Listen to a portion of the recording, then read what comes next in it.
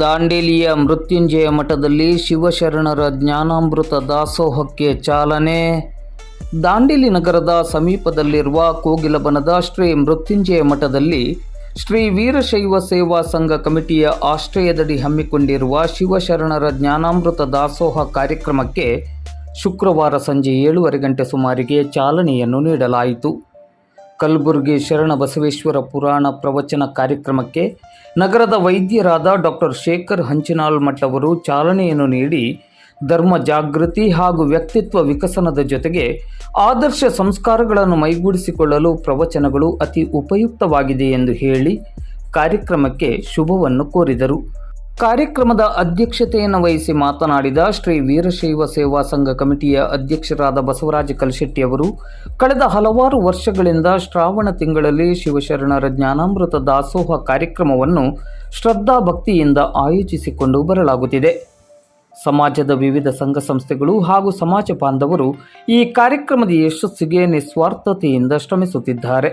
ಈ 1 ತಿಂಗಳು ನಡೆಯುವ ಈ ಕಾರ್ಯಕ್ರಮದಲ್ಲಿ ಭಕ್ತರು ಹೆಚ್ಚಿನ ಸಂಖ್ಯೆಯಲ್ಲಿ ಭಾಗವಹಿಸಿ ಮನೆ ಮನಗಳಲ್ಲಿ ಶಿವಶರಣರ ಜ್ಞಾನಾಮೃತವನ್ನು ಪಸರಿಸಬೇಕೆಂದು ಕರೆ ನೀಡಿದರು.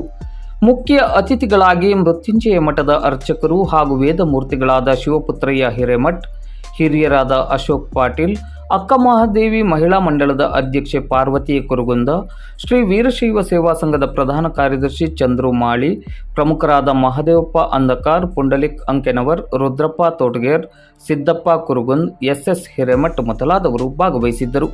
ಕಾರ್ಯಕ್ರಮದಲ್ಲಿ ಶ್ರೀ ವೀರಶೈವ ಸೇವಾ ಸಂಘ, ಅಕ್ಕಮಹಾದೇವಿ ಮಹಿಳಾ ಮಂಡಳದ ಪದಾಧಿಕಾರಿಗಳು, ಸದಸ್ಯರು ಹಾಗೂ ಸಮಾಜ ಬಾಂಧವರು ಹೆಚ್ಚಿನ ಸಂಖ್ಯೆಯಲ್ಲಿ ಭಾಗವಹಿಸಿದ್ದರು.